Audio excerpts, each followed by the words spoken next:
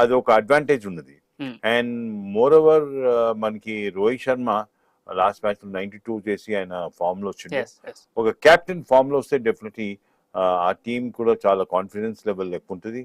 And ఒకటే Virat Kohli form లో రావాలి. అవును, అంటే అవును. ఇది వెరీ గుడ్ బ్యాట్స్మెన్.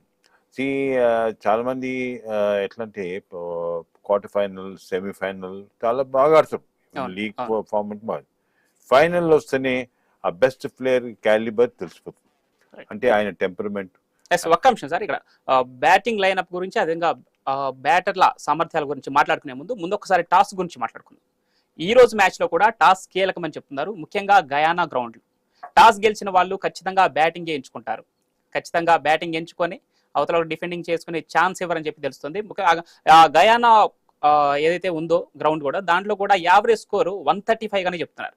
ఈ రోజు టీమిండియా ఇన్ కేస్ టాస్ గెలిస్తే బ్యాటింగ్ ఎంచుకుంటుంటారా, బౌలింగ్ ఎంచుకుంటుందా అని మీరు చెప్పింది చాలా మంచి పాయింట్ అండి. ఎందుకంటే బ్యాటింగ్ అంటే ఇప్పుడు వికెట్ పర్ఫెక్ట్ కండిషన్స్ ఉన్నదని వాళ్ళు వికెట్ ప్రిపేర్ చేసి ఇద్దరు కెప్టెన్స్ కి ఇస్తారు. ఎస్. సో వికెట్ బాగున్నది, మనం బ్యాటింగ్ చేసుకుని ఎంత రన్స్ స్కోర్ చేస్తే ఫస్ట్ బ్యాటింగ్ కి అడ్వాంటేజ్ ఉంటుంది. సపోజ్ రెయిన్ అంటే ఇప్పుడు రెయిన్ ఎఫెక్టెడ్ గయానా గ్రౌండ్, 89% ఉంది. సో డెఫినెట్లీ ఫస్ట్ బ్యాటింగ్ చేసుకుని ఎక్కువ స్కోర్ చేసుకుని ఆ స్కోర్ ని డిఫెండ్ ఎట్లా చేయాలి, Yes. అది చాలా ఇంపార్టెంట్. సో మీరు చెప్పినలాగా ఫస్ట్ బ్యాటింగ్ చేస్తే అడ్వాంటేజ్ ఉంటుంది ఆ టీమ్ కి. అండ్ సెకండ్ బ్యాటింగ్ లో రెయిన్ ఎఫెక్టెడ్ ఉంటే వాళ్ళు స్లో అయిపోతుంది, అవుట్ ఫీల్డ్ స్లో అవుతుంది, అండ్ బౌలర్స్ కి ఛాన్స్ ఉంటుంది, వాళ్ళని వికెట్ తీయొచ్చుంది. సో ఒక ప్రెషర్ ఉంటుంది. సో డెఫినెట్లీ ఈ రోజు వాన పడే ఛాన్స్ ఉన్నది అంటుంది. Yes. ఛాన్స్ ఉంటే మనం డెఫినెట్లీ మనం ఫైనల్ కి వెళ్ళిపోతాం. Yes, మీరు ఇప్పుడు వర్షం గురించి తీశారు కాబట్టి ఖచ్చితంగా వర్షం పడే ఛాన్సెస్ 89% ఉందని చెప్పి ఇప్పటికే ఐసీసీ కూడా ప్రకటించింది, అక్కడ వాతావరణ శాఖ కూడా ప్రకటించింది. మరి దీన్ని బట్టి చూస్తే ఖచ్చితంగా వర్షం పడితే టీమిండియా ఫైనల్కి వెళ్తుందని చెప్పి చెప్తున్నారు.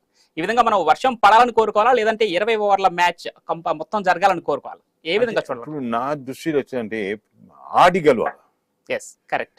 ఆడి గెలవాలి, ఆడి వాళ్ళని ఓడిపించి మనం ఆ మ్యాచ్ లో మనం గెలిస్తే ఇంకొక పేరు ఉంటుంది. అంటే 2020లో మనం ఓడిపోయినాం 17 రన్స్ తోటి వాళ్ళతోటి ఇంగ్లాండ్. అంటే మనం పెర్ఫార్మ్ చేసి మనం వాళ్ళని ఓడిపిస్తే ఏమవుతుంది, ఒక సాటిస్ఫాక్షన్ ఉంటుంది.